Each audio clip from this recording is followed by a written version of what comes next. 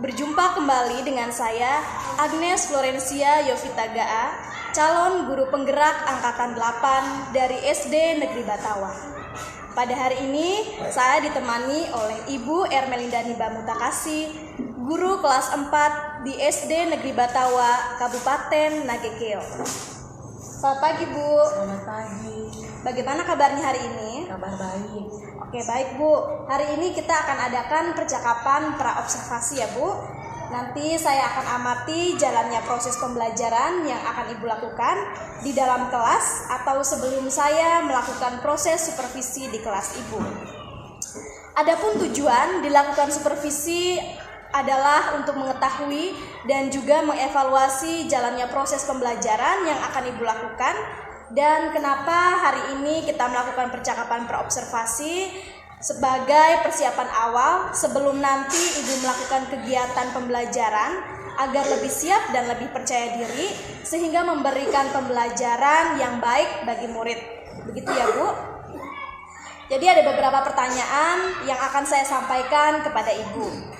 Yang pertama berkaitan dengan tujuan. Kira-kira apa tujuan pembelajaran yang ingin Ibu capai?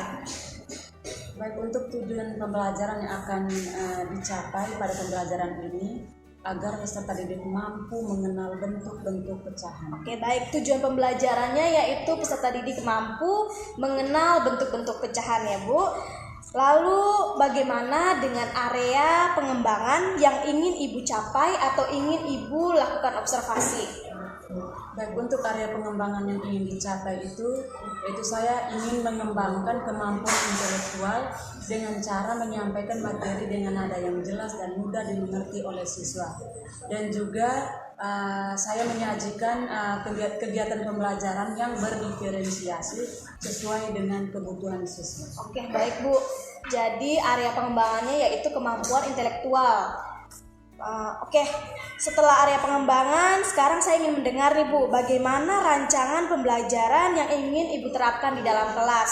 Mungkin dari segi strategi pembelajaran, model pembelajaran, dan metode pembelajarannya. Seperti apa, Bu? Oke, untuk strategi pembelajaran biasanya dimulai dengan perencanaan, yaitu membuat modul ajar dan menyediakan media pembelajaran yang akan digunakan dalam pembelajaran tersebut, dan juga menyediakan LKPD atau lembaran kerja peserta didik. Untuk metode pembelajaran, di sini saya mengkombinasikan metode ceramah dengan metode diskusi dengan alasan perbedaan peserta didik, di mana ada peserta didik yang butuh penjelasan berulang-ulang baru mengerti materinya. Ada juga peserta didik yang butuh kolaborasi dengan teman-teman baru dia pahami materinya. Untuk model pembelajaran, saya menggunakan model pembelajaran problem solving. Baik, Bu, dari strategi yang Ibu akan terapkan yaitu dari perencanaan modul ajar, media pembelajaran, serta adanya LKPD. Lalu yang kedua tentang metode pembelajaran yang Ibu gunakan adalah kombinasi ceramah dan metode diskusi. Dan yang ketiga adalah model pembelajaran yang Ibu gunakan yaitu problem solving. Nah, bagaimana dengan media pembelajaran yang akan Ibu gunakan di dalam kelas? Baik, untuk media pembelajaran ini saya menggunakan kartu pecahan, di mana siswa diminta untuk menempelkan berbagai jenis pecahan ke dalam bentuk pecahan yang sesuai. Oke, baik, media pembelajarannya itu adalah kartu pecahan. Nah, sekarang kira-kira kapan nih, Bu, akan lakukan kegiatan pembelajaran tersebut? Kegiatan pembelajaran ini akan dilaksanakan pada hari Kamis 7 September 2023 di jam pertama sampai jam ketiga. Oke, baik. Jadi nanti di hari Kamis tanggal 7 September 2023 dari jam pertama sampai jam ketiga saya akan datang di kelas Ibu untuk supervisi kelas. Saya akan melihat dan mencatat hal-hal apa saja yang akan Ibu lakukan di dalam kelas. Dan nanti setelah Ibu melakukan kegiatan observasi atau pembelajaran di dalam kelas, kita akan melakukan percakapan lagi, yaitu percakapan pasca observasi, yang nantinya juga akan didampingi oleh Bapak pengajar praktik. Begitu ya, Bu? Baik, sebelum kita akhiri percakapan kita hari ini, nah kira-kira apa nih, Bu, yang Ibu dapatkan dari percakapan kita hari ini? Yang saya dapatkan dari percakapan kita hari ini adalah di mana guru seharusnya menyiapkan perangkat pembelajaran secara maksimal sehingga pembelajaran di dalam kelas itu dapat berjalan dengan baik dan lebih terarah. Baik Bu, terima kasih banyak Bu atas waktunya sudah bersedia berbincang-bincang dengan saya di kegiatan praobservasi. Sampai bertemu di kegiatan observasi kelas 4 pada hari Kamis 7 September 2023. Demikian percakapan kita hari ini. Sampai bertemu di kegiatan observasi kelas dan kegiatan percakapan pasca observasi. Selamat pagi. Salam dan bahagia Bapak Ibu guru hebat. Salam guru penggerak. Terima kasih ya Bu. Sama-sama.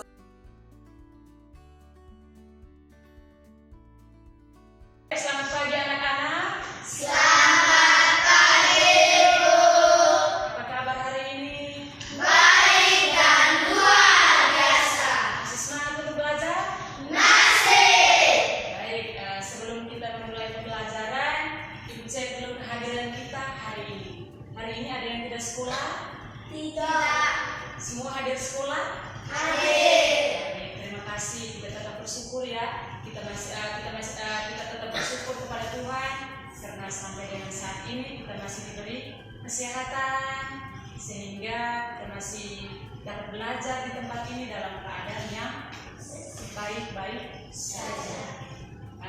Terus sebelum memulai pembelajaran sudah berdoa?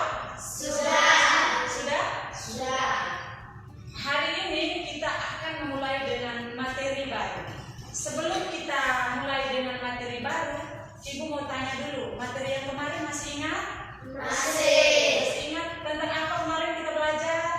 Tentang perbandingan pecahan. Membandingkan pecahan dengan menggunakan tanda pembanding apa saja? Lebih dari, lebih besar, sama dengan. Lebih dari, kurang dari atau lebih kecil, terus dengan tanda pembanding sama dengan. Terus apa lagi? Itu saja? Materi apa lagi sebelum perbandingan? Ada yang masih ingat? Jangan kayak pasar burung ya. Kalau yang mau jawab angkat tangan saya Bu ya. Apalagi selain materi membandingkan pecahan, materi apa lagi? Perkalian. Ada yang lain? Menyederhanakan pecahan. Iya, menyederhanakan pecahan. Ada yang lain lagi ya? Membuatkan pecahan. Membagikan pecahan ya. Nah, hari ini kita akan belajar materi baru ya. Dengan tujuan pembelajaran itu, peserta didik dapat mengenal berbagai macam bentuk pecahan ya. Hari ini kita akan belajar tentang bentuk-bentuk pecahan. Nah, sebelum memulai pembelajaran, di sini ada satu lagu ya. Ada yang tahu lagu ini? Tidak tahu? Oke, Ibu ajar satu kali, nanti langsung tahu ya. Karena lagu ini nih sering kita nyanyikan, nadanya sering kita gunakan ya. Oke, dengar ya. Ku ambil buku tulisku, ku belajar pecahan atas pembilang dan bawah penyebut. Itulah konsep dasarnya. Pecahan biasa, desimal dan campuran, semua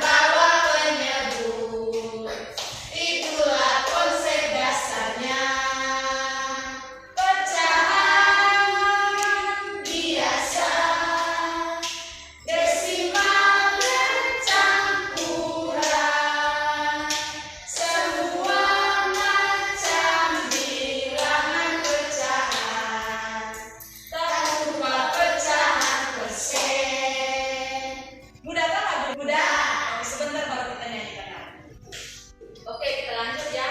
Nah, bentuk pecahan yang akan kita pelajari hari ini adalah pecahan biasa, ada yang namanya pecahan campuran, ada yang namanya pecahan desimal, ada yang namanya persen. Apa-apa saja? Pecahan biasa, pecahan campuran, pecahan desimal, dan pecahan persen. Ada 4 bentuk pecahan.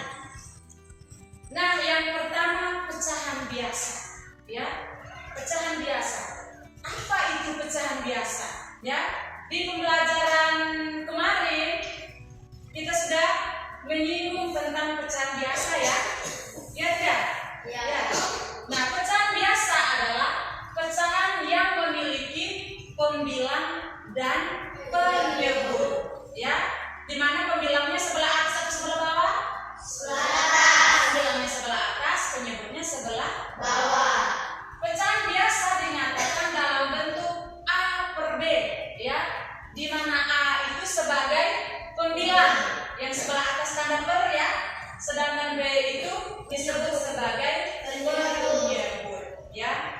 Pecahan biasa adalah pecahan yang memiliki pembilang dan penyebut. Pembilangnya sebelah atas tanda per, penyebutnya sebelah bawah tanda per, ya. Nah, ada 2 jenis pecahan biasa, ya. Pecahan biasa itu dibagi lagi menjadi 2 jenis, ya. Yang pertama itu pecahan biasa murni. Terus yang kedua itu pecahan biasa tidak murni, ya. Pecahan biasa murni adalah pecahan yang pembilangnya lebih kecil dari penyebutnya, ya. Pecahan biasa murni itu adalah pecahan yang pembilangnya itu lebih kecil dari penyebutnya, ya. Angka yang sebelah atas tanda per itu dia lebih kecil dengan angka yang sebelah bawah tanda per. Itu dinamakan pecahan biasa murni, ya. Contoh, ya. Pecahan yang pertama, ya, dibaca 3/5. Pecahan 3/5, ya. 3-nya sebelah atas, 5-nya sebelah bawah. Nah, yang menjadi pembilang itu yang mana? Angka berapa? 3. Sedangkan 5 itu sebagai apa? Sebagai penyebut. Nah, pecahan 3/5 ini dinamakan pecahan murni. Kenapa dinamakan pecahan murni? Karena Satu orang yang mau jawab angkat tangan. Julio, silakan. karena pembilangnya lebih kecil dari penyebutnya. Iya, karena pembilangnya lebih kecil dari penyebut, ya. Kita lihat ya, angka 3, ya. Dia lebih kecil dari angka 5. Maka 3/5 itu termasuk pecahan murni. Kita lihat contoh yang kedua. Dibaca 8/10. Itu cara bacanya, ya. Pecahan 8/10. Dia juga termasuk pecahan murni. Karena 8 lebih kecil dari 10, di mana 8 itu sebagai pembilang, 10 itu sebagai penyebut, ya. Maka 8/10 itu dia termasuk jenis pecahan murni. Terus yang berikut, pecahan 6/9, ya. Melisa, 9 itu sebagai apa? 9 sebagai apa? Ya, 9 sebagai penyebut. Ingat konsep, ya. Yang sebelah bawah tanda per itu penyebut, sebelah atas tanda per itu pembilang, ya. Berarti 9 sebagai penyebut, sedangkan 6 itu sebagai pembilang, ya. Pecahan 6/9 itu juga termasuk jenis pecahan biasa. Biasa murni, ya. Kenapa? Karena pembilangnya lebih kecil dari penyebut. Pecahan yang berikut, pecahan 13/21, ya. Pecahan 13/21 itu juga termasuk pecahan biasa murni karena pembilang itu lebih kecil dari penyebut. Dan juga ada banyak sekali pecahan-pecahan lain, ya. 7/8, 7/11. Pokoknya kamu lihat yang pembilang lebih kecil dari penyebut itu termasuk termasuk jenis pecahan biasa murni. Ya. Nah sekarang kita lihat yang kedua, pecahan tidak murni atau pecahan biasa tidak murni. Ya. Apa itu pecahan biasa tidak murni? Pecahan biasa tidak murni adalah pecahan yang pembilangnya lebih besar dari penyebutnya. Artinya dia kebalikan dari pecahan murni, ya. Kalau pecahan murni tadi pembilangnya lebih kecil dari penyebut. Kalau pecahan tidak murni, pembilangnya lebih besar dari penyebut, ya. Kebalikan ya. Nah sekarang kita lihat contoh. Contohnya itu 5/3, ya. Pecahan 5/3. Lihat, dibaca 5/3 ya. Kamu perhatikan baik-baik. Maria yang jawab ya. Kalau yang ditanya Maria, berarti Maria yang jawab. Maria, angka 5 di situ pada pecahan 5/3, dia itu sebagai apa? Pembilang atau penyebut? Angka 5 sebagai pembilang. Sedangkan penyebutnya berapa? 3 di situ ya. 5/3 itu 5 berlaku sebagai pembilang, sedangkan 3 itu sebagai penyebut. Nah, kenapa dia dinyatakan sebagai pecahan biasa tidak murni? Siapa yang tahu? Julio lagi, tidak ada yang lain. Oh, kenapa dia masuk ke jenis pecahan tidak murni? Julio terus nih. Yang lain. Keila, jangan takut salah ya. Jangan takut salah, silakan Keila. Karena angka 5-nya lebih besar dari angka penyebut. Oke, karena angka 5-nya lebih besar dari angka penyebut, yaitu angka berapa? 3 ya. 5 lebih besar dari 3. Jadi 5/3 itu dia termasuk jenis pecahan tidak murni. Pembilangnya lebih besar dari penyebut. Nah sekarang 7/4 juga ya. Dia juga termasuk jenis pecahan tidak murni. Pembilangnya lebih besar dari penyebut. Terus 11/7. Terus 23/12. Ini jenis-jenis pecahan tidak murni. Ada banyak lagi pecahan lain.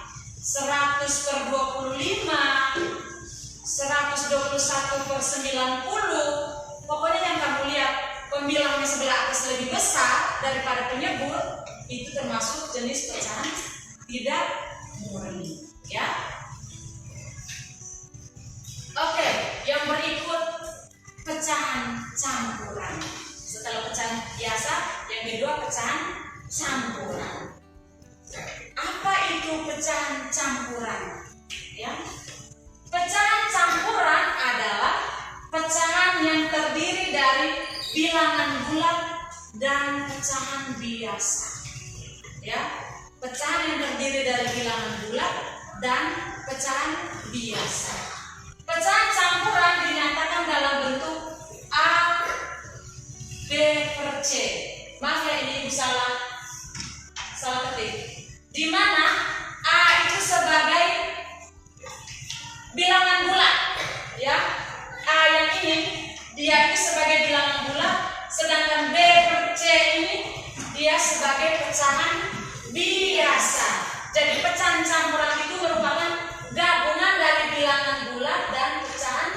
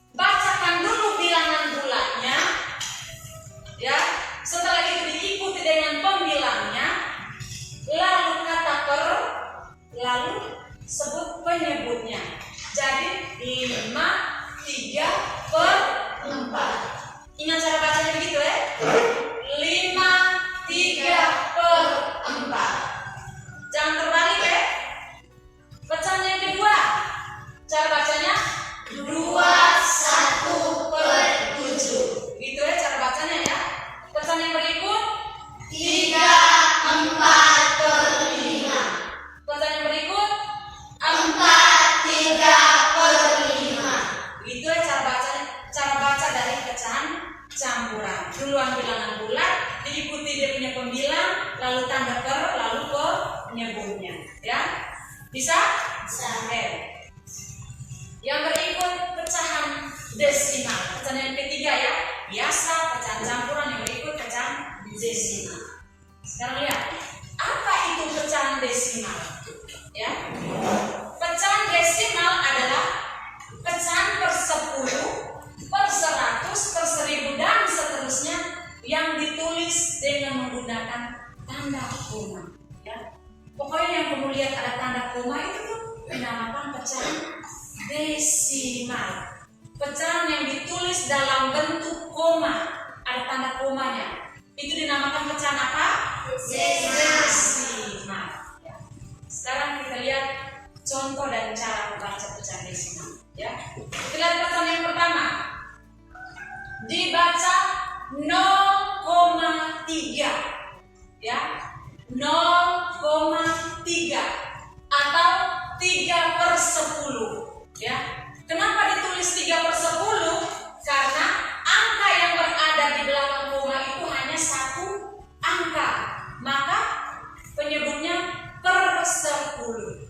Ya, sekarang kita lihat pecahan yang kedua. Dibaca 0,24, bukan 24 ya. Kalau angka yang berada di belakang koma, bacanya tidak ada kata ratus, tidak ada kata puluh. Ya, dia cukup baca angkanya 0,24 ya. Atau dalam atau 24/100. 24/100. Kenapa per 100? Karena angka yang berada di belakang koma itu ada 2 angka.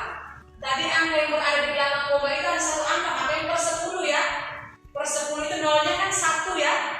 Dibagi sampai per 100 itu karena angka di belakang koma itu ada 2. 100 itu nolnya ada berapa? Ada 2 ya. Maka per 100. 24/100. Tetapi kalau mau baca dalam pecahan desimal itu cara bacanya 0,24 ya. Pecahan yang berikut dibaca 0,142. Cara bacanya begitu ya, bukan 0,142 ya. Itu kecuali bilangan bulat. Tetapi kalau desimal cara bacanya 0,142 atau 142/1000. 1000 itu nolnya ada berapa? 3 ya. Nah, di belakang komanya ada berapa angka? 3 angka. Maka penyebutnya per 1000 ya. Itu cara membaca pecahan desimal ya. Oke, yang berikut pecahan persen ya. Pernah lihat tidak? Pernah masuk minimarket? Di sini mungkin yang biasa masuk mall, supermarket mungkin hanya Kayla karena dia pernah tinggal di kota besar ya. Biasanya di situ ada tulis diskon 5%, diskon 10% ya. Bisa lihat Kayla? Oke. Kalau kita di sini tidak ada begitu ya. Apa itu pecahan persen? Ya. Persen adalah bentuk lain dari pecahan yang berpenyebut 100. Ya. Bentuk lain dari pecahan yang berpenyebut 100. Pecahannya itu biasa ditulis dengan lambang seperti ini. Kamu lihat di situ ada 0 sebelah kecil, ada panglang begitu, terus ada 0 lagi sebelah bawahnya. Itu bacanya apa? Persen. Lambang dari persen atau simbol dari persen ya. Sekarang kita lihat contohnya. Ini.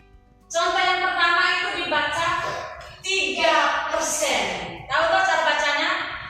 Oke, lihat pecahan yang kedua dibaca 10%.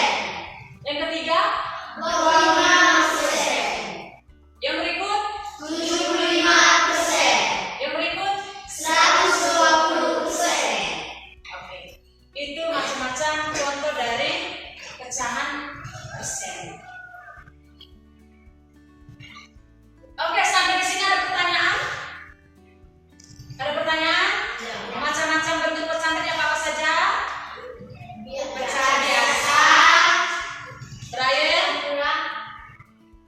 Braye,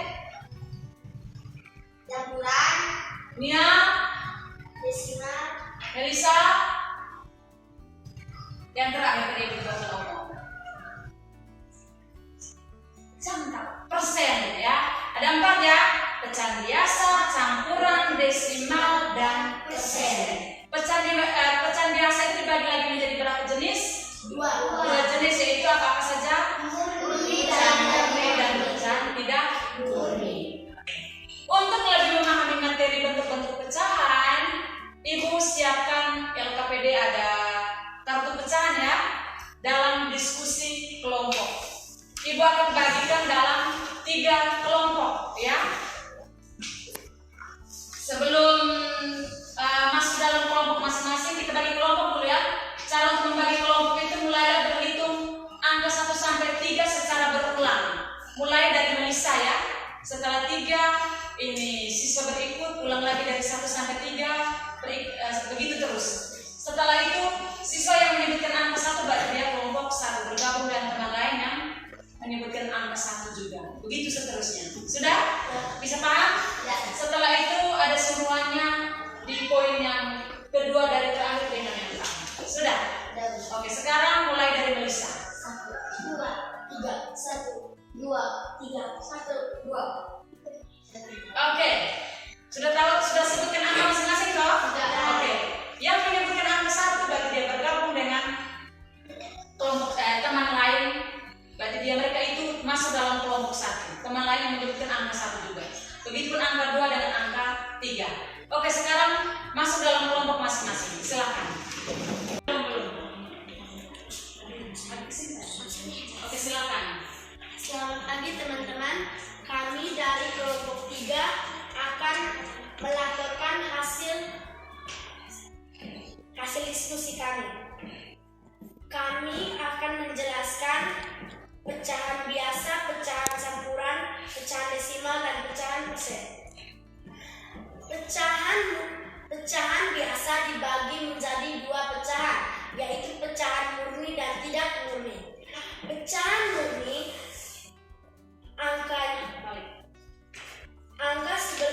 angka pembilangnya lebih kecil dari angka penyebutnya. Di pecahan murni ada 2 pecahan. Pecahan pertama 1/5, yaitu di atas karena penyebutnya lebih besar dari pembilang. Karena pembilangnya lebih kecil dari penyebut, jadi ini adalah pecahan murni.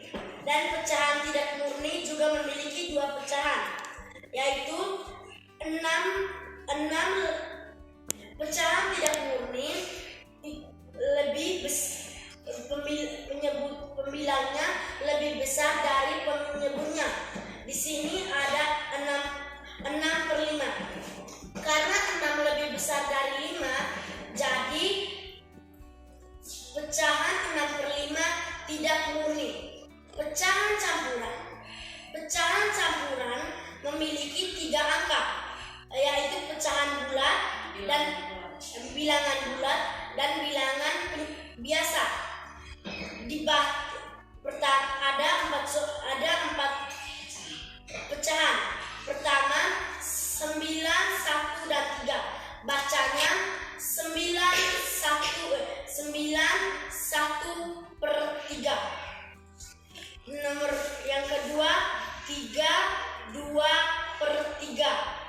Dan pecahan desimal juga memiliki 4 pecahan, yaitu dia mempunyai 0 di depan. Dan nomor 1 yang pertama ini 0,9. Itu adalah pecahan dibacanya 0,9/10. Dan yang nomor 2 0,17, bacanya 0,17 pecahan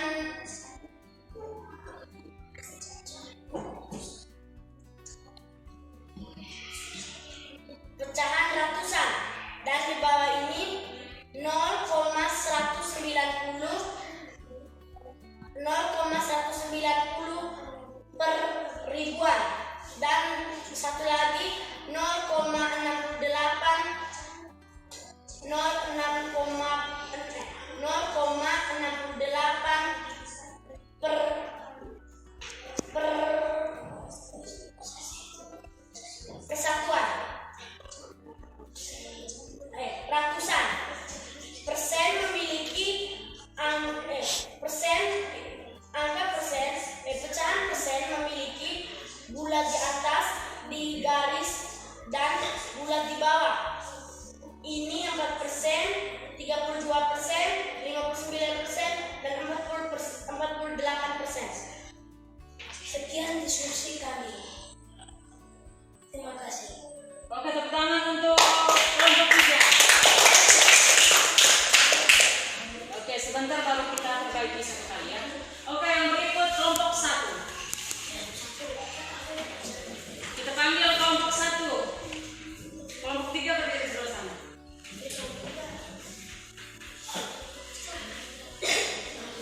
Baris, silakan. Selamat pagi teman-teman dan ibu guru. Kami dari kelompok 1 akan membacakan hasil diskusi kami. Yang pertama, pecahan biasa. Pecahan biasa ada dua bagian, yaitu pecahan murni dan tidak murni. Pecahan murni adalah angka pemilangnya yang lebih kecil dari angka penyebutnya. Sedangkan yang tidak murni, angka pemilangnya lebih. Konsep yang murni itu yang pembilangnya lebih kecil dari penyebut. Sedangkan yang tidak murni pembilangnya lebih besar dari penyebut. Sedangkan pecahan campuran, ingat ya konsep dengan Julio Brian ya. Pecahan campuran itu pecahan yang memiliki bilangan bulat dan pecahan biasa. Gabungan antara bilangan bulat dan pecahan biasa ya. Nah ini tadi ya. Nah ini ya, gabungan antara bilangan bulat yang bagian-bagian depan ini namanya bilangan bulat. Sedangkan sebelah bagian belakang ini namanya pecahan biasa ya. Gabungan antara bilangan bulat dan pecahan biasa itu dinamakan pecahan campuran. Yang berikut Ibu melihat dari 3 kelompok ya, yang lebih banyak keliru sedikit yaitu di pecahan desimal ya. Pecahan desimal itu cara bacanya Ibu tekankan ya dari tadi ya. Pecahan desimal cara bacanya itu misalkan ini tadi ya, 0, angka yang di belakang koma itu jangan baca 24. Itu untuk bilangan bulat. Nilainya beda mereka. Nilai yang berada di belakang koma dengan yang bagian depan ini mereka nilainya beda ya. Cara bacanya itu 0,24. 0,37 bukan 37 ya. Atau yang 3 angka di belakang koma cara bacanya itu 0,142. Begitu ya cara bacanya. Bukan 142 bukan ya. Itu cara baca untuk pecahan desimal ya. Kalau 3 angka di belakang koma berarti cara bacanya 0,142 atau 142 per 1000. Kenapa per 1000? Karena di belakang koma ini ada 3 angka. 1000 itu ada 3 nol ya. 1000 ada berapa nol? 3 nol ya. Maka di pecahannya itu dia per 1000. Sedangkan pembilang ini baca angka ini 142 per 1000. Begitu ini 0,24 atau 24 per 100. Kenapa per 100? Karena angka di belakang koma itu ada 2 angka. 100 itu ada berapa nol? 2 nol ya. Karena angka di belakang koma ini ada 2 angka, maka per 100. Ingat itu ya. Sampai tadi ya semua dari kelompok 1 kelompok sampai kelompok 3 itu semuanya salah cara bacanya ya. Ibu perbaiki sedikit dari situ ya. Ingat cara bacanya beda dengan bilangan bulat biasa ya.